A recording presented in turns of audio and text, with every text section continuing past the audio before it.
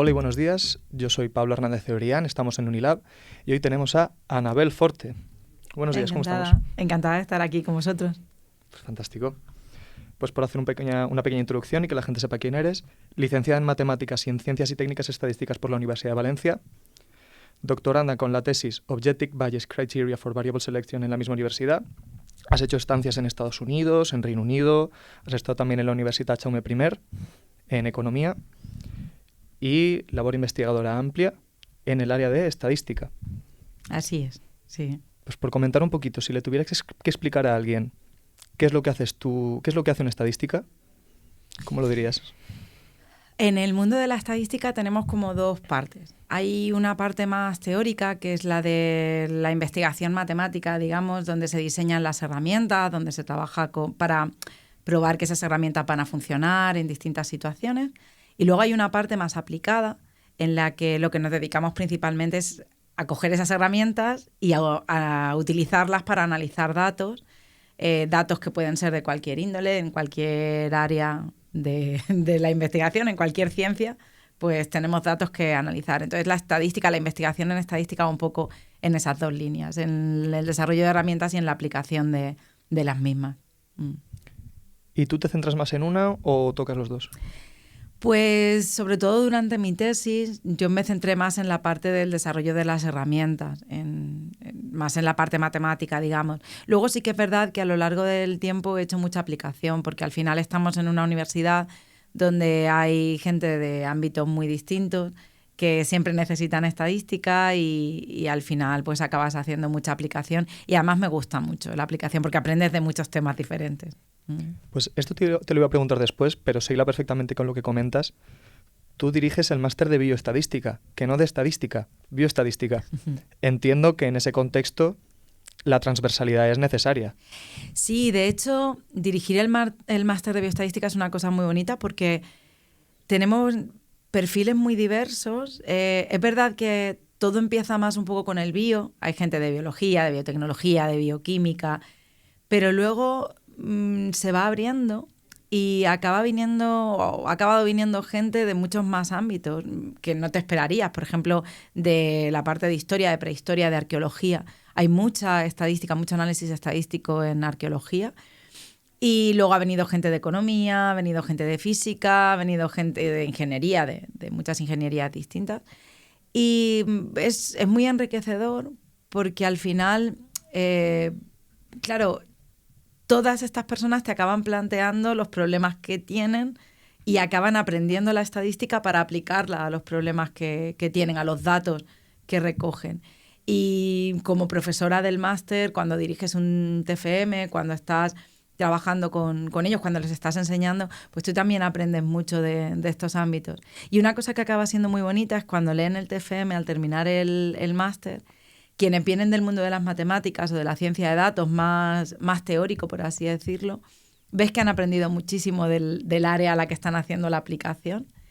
Y la gente que viene del mundo bio o de otras disciplinas, pues ves cómo se han ido empapando de esas matemáticas que hay detrás, de esa comprensión, porque al final hay una parte de entender qué es la incertidumbre, porque cuando hablamos de datos estamos hablando todo el tiempo de incertidumbre, de valores que recoges, sobre todo en la naturaleza o en cualquier proceso, que siempre tienen algo de error, que siempre tienen algo de incertidumbre y que luego además no conoces exactamente cuál es el proceso por el que se generan.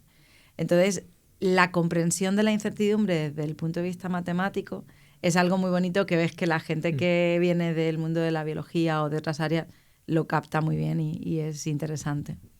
Es muy curioso, me parece, que pues para la persona corriente, digamos, para el mínimo común múltiplo de los mortales, las matemáticas son como una cosa muy exacta. Es de, pues tienes una pregunta, la desarrollas y tienes una respuesta concreta. Pero en la estadística va un poco de lo contrario, trabajáis con incertidumbre. Exactamente cómo abordáis eso, lo que es estudiar lo que no se puede estudiar tan concretamente. Fíjate, es una cosa muy, muy interesante por lo que te decía antes del trabajo teórico en estadística. Cuando tú desarrollas una herramienta de tipo teórico, tú sí buscas esa exactitud de las matemáticas, ¿vale? Sí que buscas Yo en mi tesis, por ejemplo, probaba teoremas, ¿no? Es ese desarrollo que tú dices, ¿no? El intentar conseguir que una herramienta funcione de una manera concreta y que tú sepas cómo va a acabar funcionando esa herramienta y qué propiedades va a tener. Y ahí no quieres incertidumbre, ¿no? Quieres que funcione de una manera concreta. Pero ese funcionamiento concreto que tú quieres que sea así es para poder analizar la incertidumbre que tienes en los datos sabiendo a qué te atienes, es decir, sabiendo cuánto te vas a equivocar si tú das una predicción, por ejemplo, si tú das una estimación de cuánto vale algo, ¿no? Entonces se da ese juego entre la parte más matemática de la estadística, en la que tú estás desarrollando la herramienta con unas propiedades muy matemáticas, muy deterministas, muy concretas, Sí. y luego para qué se utiliza esa herramienta, que acaba siendo pues para poder entender la incertidumbre que hay en los datos. Y al final lo que hacen las matemáticas es intentar medir esa incertidumbre, ¿no? La probabilidad, la estadística, digamos, que analiza los datos, pero para poder analizarlos se basa en una herramienta, en un lenguaje, que es el lenguaje de la probabilidad, y que es un lenguaje que es matemático también, ¿no? Nosotros lo llamamos teoría de la medida.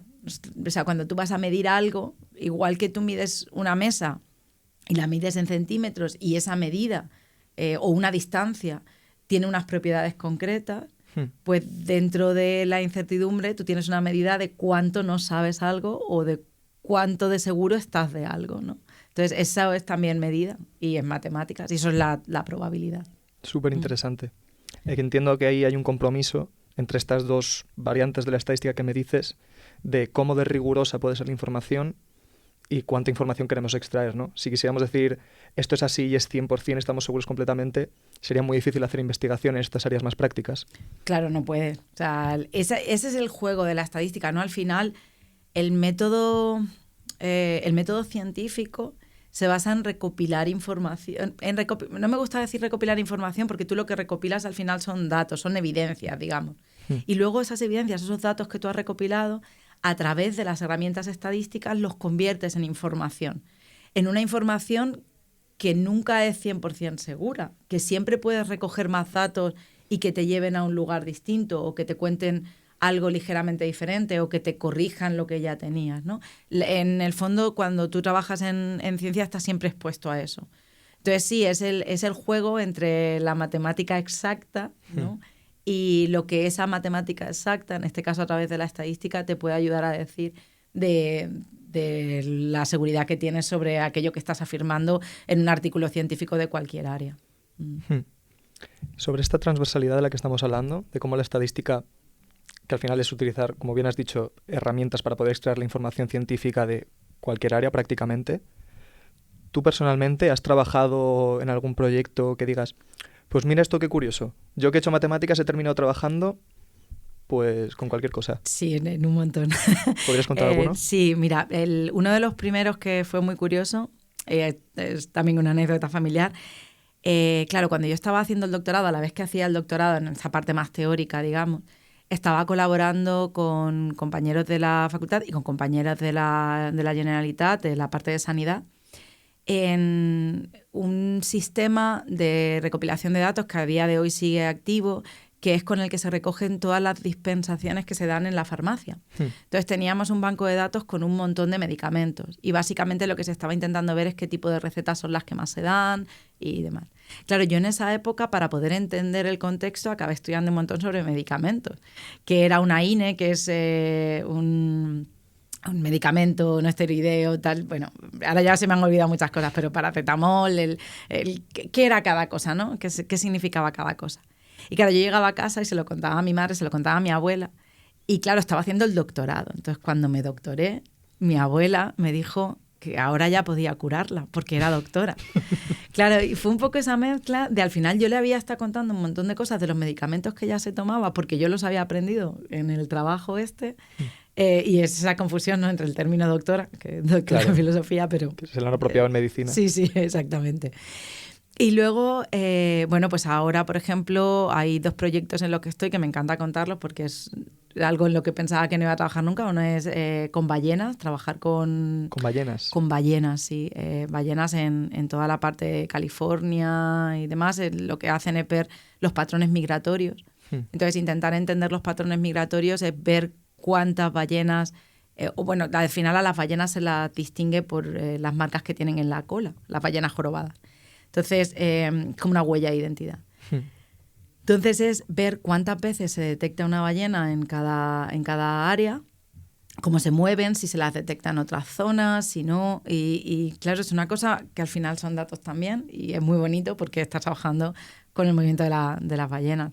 Luego, intentar saber si una laguna está llena o no sin desplazarte a la laguna a través de imágenes de satélite.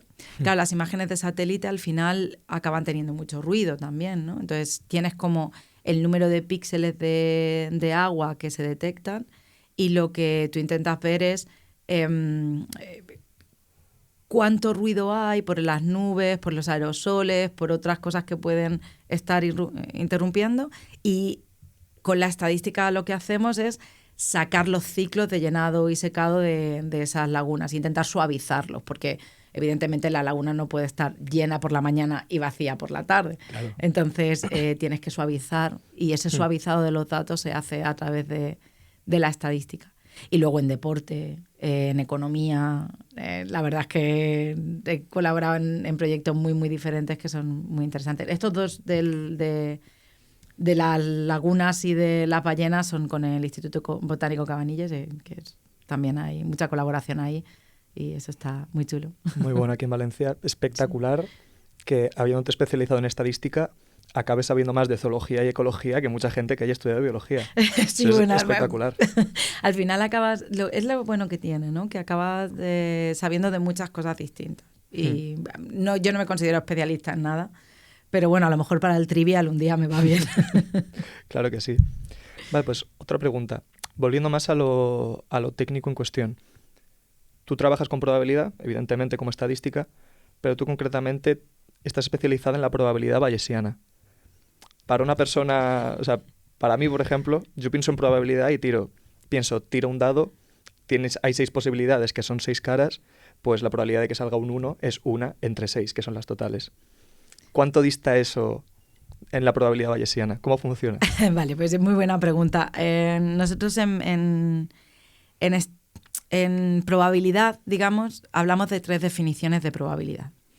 La que tú acabas de nombrar es lo que se llama la definición clásica de la probabilidad, es la definición laplaciana. Laplace decía, o sea, hacía el cálculo de casos favorables partido casos posibles, ¿no? Entonces, pues cuando tiras un dado, pues si quieres un valor concreto es 1 de 6. Si juegas a la lotería y hay 10.000 números, pues si tú solo llevas 1, pues es 1 de 10.000. Entonces, ese es el cálculo. Claro, lo que pasa es que ese cálculo necesita una cosa muy concreta, y es que todas las opciones, que todas las posibilidades tengan la misma probabilidad. Claro. Necesitas que todas las caras del dado tengan la misma probabilidad, necesitas que todos los números tengan la misma probabilidad de salir. Si yo te doy un dado trucado, ya no es, ¿no? Se complica. Se complica la cosa. Entonces, claro, además esto tiene que ver con la lingüística también. Siempre nos dicen que cuando hablamos de una definición, cuando queremos definir algo, lo que no podemos hacer es usar la misma palabra que estamos definiendo en la definición. Entonces, si definiéramos la probabilidad como esto, estaríamos usando la palabra probabilidad para decir que la probabilidad es... Claro, sí. cuando la probabilidad de todas las opciones es la misma. Entonces, es un poco... Definición circular. Sí, es un poco enrevesado. Entonces, no podemos utilizar eso. La otra definición, que es la que más se utiliza, o la que más se ha utilizado, mejor dicho, a lo largo del tiempo, es la que llamamos definición frecuentista. Esta es fácil de pensar porque simplemente en el mismo dado, si en lugar de pensar en 1 de 6, yo pensase, bueno, ¿cuál es la probabilidad de cada número? Podríamos pensar en, bueno, si yo lanzo el dado infinitas veces, en las mismas circunstancias, con todo igual, ¿cuántas veces sale cada número? ¿No? La proporción de veces que sale cada número, la frecuencia de veces que sale cada número. Entonces estamos hablando de probabilidad como frecuencia. Así, bueno, pues si queremos interpretar la probabilidad de lluvia, la probabilidad de que haya un 80% que haya un 80% de probabilidad de lluvia un día concreto o a una hora concreta, lo que podríamos estar pensando es, bueno, si se repitiese ese mismo día con las mismas condiciones, si lo repitiéramos 100 veces, en 80 llovería, ¿no? Aquí en la idea de probabilidad frecuentista es en el infinito, ¿no? Si yo lo repitiera infinitas veces, pues el 80% de las veces que lo repitiese con las mismas circunstancias llovería. Claro, el problema que tiene esta interpretación es que ¿cómo vamos a repetir un día en las mismas condiciones? Claro. ¿Cómo vamos a repetir un partido de fútbol en las mismas condiciones, ¿no? O sea, esa idea de repetir y repetir en las mismas condiciones es una idea un poco ambigua. Entonces, es la que se utiliza y es una manera muy intuitiva de entender lo que es la probabilidad, pero es cierto que tiene ciertas pegas, ¿no? Que no siempre se puede utilizar del todo. Entonces, ahí surge el concepto de la probabilidad bayesiana. La probabilidad bayesiana entiende la probabilidad, o la idea bayesiana entiende la probabilidad como los seguros que estamos de algo, ¿vale? Entonces, ¿a qué jugamos en bayesiano? Tú juegas a que yo tengo ciertos conocimientos sobre un proceso. Pues, por ejemplo, podemos hablar de una moneda, ¿no? Y yo, en principio, creo que la probabilidad, pues seguramente será de cara 0,5, de cruz 0,5, ¿vale? Claro, pero le voy a dar mucha credibilidad a que sea 0,5, pero no estoy segura del todo de que vaya a ser 0,5. Entonces, lo que hago es recopilar datos. Y a medida que yo recopilo datos, voy teniendo una seguridad mayor sobre si esa probabilidad es 0,5 o no es 0,5. Entonces, ya lo interpretamos, o sea, en bayesiano se interpreta más como el grado de seguridad que tengo sobre... O sea, una probabilidad es el grado de seguridad que tengo sobre algo, ¿no? Y eso se llama bayesiano porque en realidad, a partir de esta idea de yo actualizo la información que tengo, yo actualizo lo segura que estoy de algo, porque estamos hablando de probabilidad de una moneda, pero podríamos estar hablando de cuánto vale la media de la altura en España para los chicos, imagínate, ¿no? Entonces, yo creo que la media se mueve, o sea, la media de la altura se mueve entre determinados valores. Se mueve entre 1,60 y 1,80, vamos a poner, ¿no? Entonces, yo lo que hago es empezar a observar datos y actualizar mi creencia sobre eso. Es decir, vale, no, con los datos que estoy observando estamos más entre 1,70 y 1,90, ¿no? Y entonces voy actualizando. Esa actualización se hace a través de un teorema que conocemos como el teorema de Bayes. Y de ahí es de donde viene la idea de la probabilidad o de la estadística bayesiana, ¿no? De ese teorema de Bayes. Aunque aquí hay una cosa curiosa porque en realidad Bayes hizo una primera versión de este teorema que publicó un compañero suyo después de que Bayes hubiera muerto, con lo cual Bayes ni se enteró. Era una versión preliminar, era una cosa muy pequeñita, y fue Laplace el que acabó desarrollando realmente la teoría que deberíamos llamar laplaciana, pero que él le dio el nombre de bayesiana porque fue una serendipia. Laplace vivía en Francia, Bayes vivía en Inglaterra, habían escrito en idiomas diferentes, porque Laplace escribía en francés, Bayes escribía en inglés, pero hubo ahí una especie de conexión a través de personas que viajaron entre Francia y que se entre Francia e Inglaterra y que se entrevistaron con Laplace. Y entonces Laplace, que estaba desarrollando esa fórmula de casos favorables partido de casos posibles y que ahí le faltaba algo, en la teoría de Bayes encontró el complemento que faltaba para acabar enunciando el teorema de Bayes, que es el que ha dado lugar a la estadística bayesiana. Y ya por terminar, que me estoy enrollando un montón con esto. No, pero interesantísimo. La gracia que tiene con respecto ya a la aplicación es que mientras que en la estadística frecuentista, para cada procedimiento, o sea, imagínate, tú puedes querer ver cuál es la probabilidad de cara en una moneda, o puedes querer hablar de la media de un parámetro, ¿no? de la altura, o quieres hablar de hacer una modelización compleja para entender el llenado y el secado de las lagunas. En estadística frecuentista, cada posible metodología necesita una teoría matemática detrás, ¿vale? Necesita un desarrollo matemático. La gracia que tiene el teorema de Bayes es que te sirve igual independientemente de cuál sea el proceso que quieres estudiar. Ya sea hacer una modelización muy compleja, ya sea hacer la estimación de una media o ya sea hacer la estimación de una probabilidad de un proceso como la moneda o como saber la probabilidad que tiene de efectos secundarios un fármaco, ¿vale? Entonces, independientemente de cómo sea de complejo, tú puedes utilizar siempre la teoría bayesiana. Y de hecho, en los últimos años se ha empezado a utilizar mucho más porque hemos ido aumentando la complejidad de los modelos que utilizamos en estadística y eso ha hecho que sea necesario una teoría que sea más general que la teoría frecuentista que a veces falla. Bayes te sirve para un roto como para un descosido. Exactamente, me gusta. Sí, esa es la idea, totalmente. Estupendo. Vale, pues todo esto que nos estás contando, que pueden parecer conceptos un poco como pues que se quedan en lo teórico, a mí me dicen, pues la probabilidad de esto es de 0,6, que a mí en principio no me afecta que la probabilidad me venga de una cosa o de otra.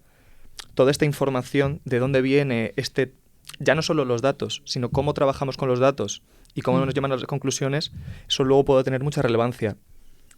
En general, se sabe que la gente tiene miedo a las matemáticas. Es una cosa que se coge desde pequeñitos. Hay mucho trauma matemático que se le dice. ¿Crees que en la estadística esto también pasa?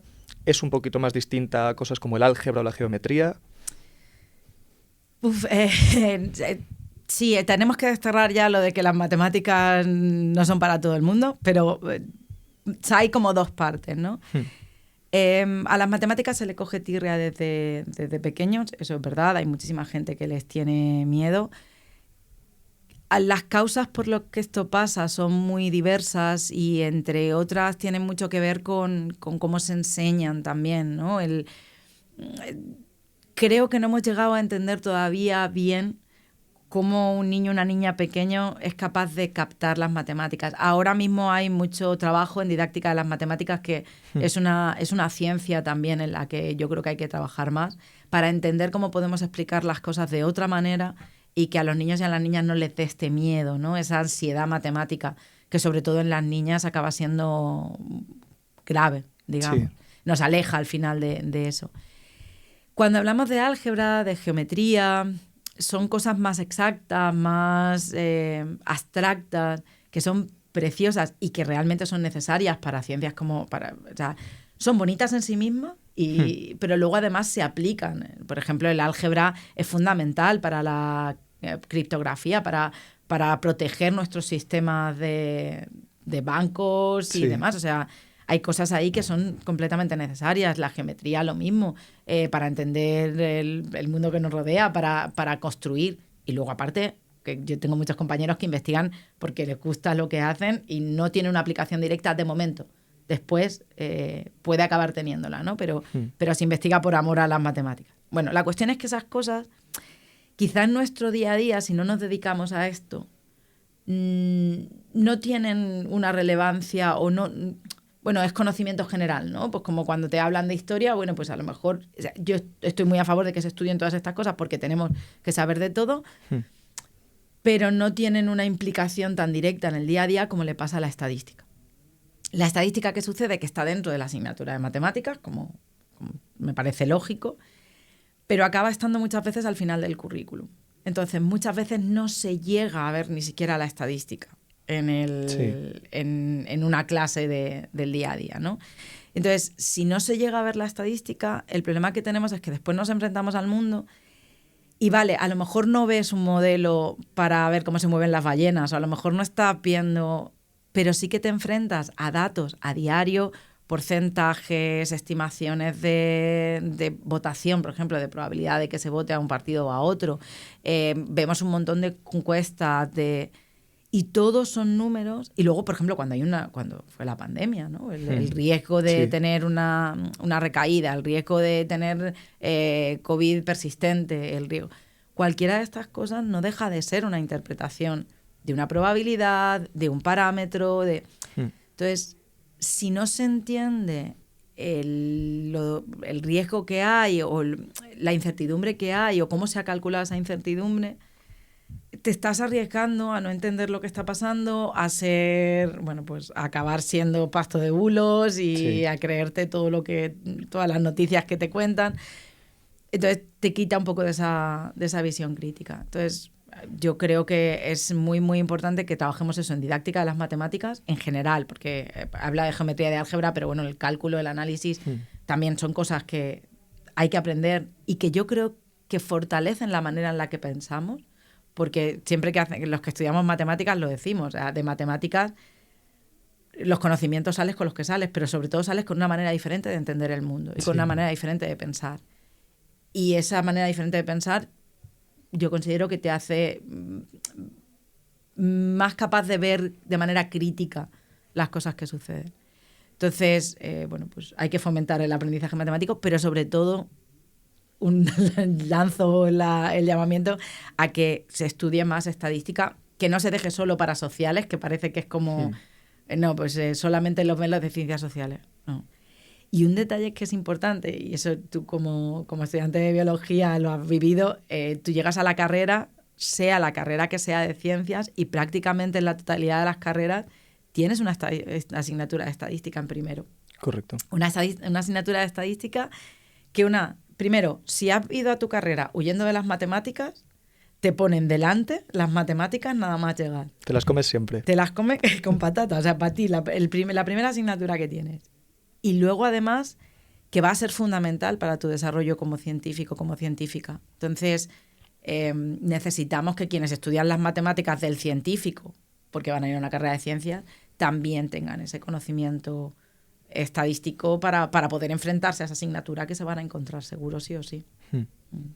Partiendo de que cualquier forma de desinformación va a ser perjudicial, venga por donde venga y de la disciplina que sea, es muy, muy importante lo que dices de que la estadística, más que una disciplina en sí mismo, es la forma a través de la que nos llega la información de todas las demás, o prácticamente todas.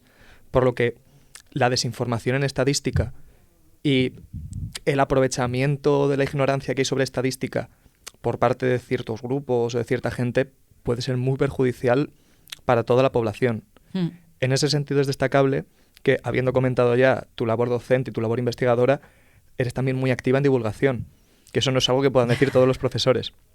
Así que, ya que nos va quedando poco tiempo, para cerrar un poco, ¿qué recomendaciones darías a otros investigadores o a la gente que quiere enterarse más y quiere informarse más? ¿Cómo pueden llegar a entender mejor la estadística? Pues una cosa que voy a recomendar, porque creo que está muy, muy bien y es muy fácil de entender y ayuda mucho, es acudir al Science Media Center, que es una entidad a nivel nacional, ¿no? que se encarga un poco de recopilar todas las noticias científicas y demás, pero también hacen una labor de pedagogía con cómo comunicar la ciencia, ¿no? Y dentro de esa labor tienen una serie de artículos muy interesantes que son sobre cómo comunicar el riesgo, ¿no? Y cómo entenderlo al final, porque cuando te enseñan cómo comunicarlo, en el fondo también te enseñan a cómo entenderlo. Entonces, para mí, una de las cosas principales es ir a leer ese tipo de artículos, que son para todo el mundo, que se leen muy bien. Leer mucha divulgación en general, porque yo creo que, siendo un poco críticos con a quién sigues y a quién no, porque estas cosas siempre... Claro. Hoy en día, si quieres saber de divulgación sobre deporte, no sigas a alguien que te cuenta las cosas sin camiseta. Sería muy buen ejemplo. una primera cuestión. Pero buscar a gente en la que puedas confiar y demás. Ya digo, el Science Media Center además es un medio a nivel nacional, a nivel público, quiero decir. O sea, que creo que es una buena fuente de información. Y luego, siempre tener un punto crítico. Cuando tú lees cualquier noticia, para mí lo fundamental es pararte a pensar 10 minutos en la noticia. No 2, no 1, que es lo que vamos ahora mismo, ¿no? Con Instagram, con TikTok, que son vídeos súper rápidos. Párate a pensarla un momento. Analiza el texto, ¿no? La comprensión lectora es fundamental. O sea, yo hablo de la importancia de las matemáticas y la estadística. La comprensión lectora es fundamental. Pero analiza. Porque muchas veces simplemente con entender el lenguaje que te están contando ya... Muchas veces nos cuentan, por ejemplo, porcentajes para alarmarnos sobre algo y nada más que te pares a pensar, vale, ese porcentaje sobre qué total está calculado. Por ejemplo, hay un porcentaje que me gusta decir siempre, o sea, se insistió mucho en que solo el 30% de las personas migrantes en España cotizaban, ¿vale? Solo el 30%. Primero, el dato está regular calculado, ¿vale? Eso es otro tema. Pero primero luego tienes que pensar qué significa el 30% de las personas migrantes cotizan. Porque si tú estás diciendo el 30% ¿de qué? No es el 30% de las personas adultas, es el 30% del total. Y claro. Claro, ese total tiene familias con niños pequeños, tienes gente que no puede trabajar, hay muchas circunstancias. Pero es que luego además tienes que compararlo con otra población. O sea, si tú estás diciendo eso, en el fondo lo que quieres es acabar diciendo que los migrantes cotizan menos. Vete a mirar el porcentaje en la población española. Y el porcentaje de personas que cotizan en la población española está en torno al 32%. Es decir, son porcentajes muy, muy similares y la diferencia tiene más que ver con la composición poblacional, con el número de niños y demás que con otras cosas. Entonces, solo el pararte a pensar que casi es una cuestión más de lenguaje que de porcentaje en sí mismo, ya te ayuda mucho a que no te la cuelen. Pues yo creo que con este mensaje final, yo creo que ya se nos queda el programa redondo. Muchísimas gracias. Has tenido la humildad de en esta última pregunta no mencionar tus propios trabajos, así que desde aquí lo mencionamos. Por favor, seguid en redes a Ana Belforte, mirad sus libros, mirad sus proyectos. Bueno. Y pues muchísimas gracias por venir. Pues muchísimas gracias a vosotros, ha sido un placer. Pues ya desde Unilab despedimos. Miradnos en redes, seguidnos en todo. Muchos besos.